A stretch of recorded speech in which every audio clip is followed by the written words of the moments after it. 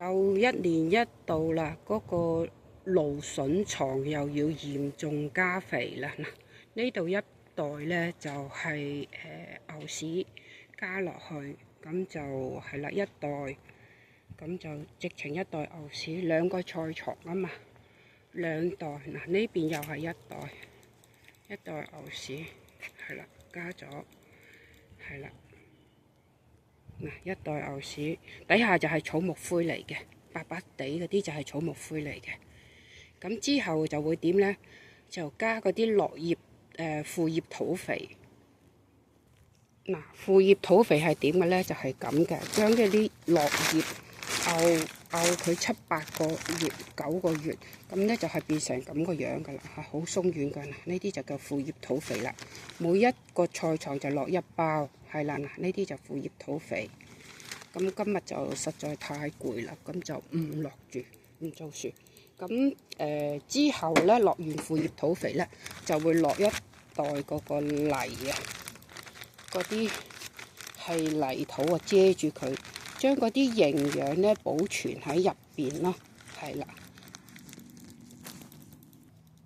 呢啲就係舊個泥嚟嘅，但係都好有營養，因為我嗰啲舊嘅泥底菜床嗰啲舊嘅泥呢，底下我係放好多腐葉噶，所以佢啲泥都幾黑下嘅，係咯。呢啲泥都幾黑。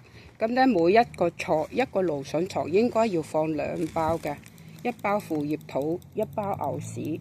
再1包嗰個2包泥土，咁咧就係咯，咁就應該就好肥噶啦。咁啊，每一年我都會咁做咯。你睇下到而家，應該而家都冇蘆筍嗱，而家仲有咁大支蘆筍喺度，係咯。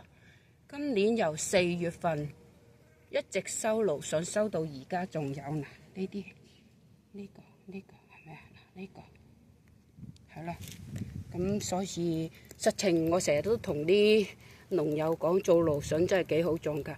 因為點解咧？你種一次，我買嗰啲係韓國嘅紫色嘅蘆筍，喺美國買都幾貴㗎，2蚊1棵美金計啊嚇。嗱，遠處仲有一支蘆筍係啊，就係咁咯，2蚊1棵。但係你可以收成15至18年喎，即係咁解咯。我呢個2個菜床咧，就20棵蘆筍，佢係買10送2嘅，咁你有啲唔會話100%全部成功噶嘛，咁所以咧即係呢2個菜床係咯，就種多20棵 ，total 就20幾棵噶啦，係啦，咁就而家都幾好，實情買嗰時就貴，你食10幾年喎，係咪先？每年一個大。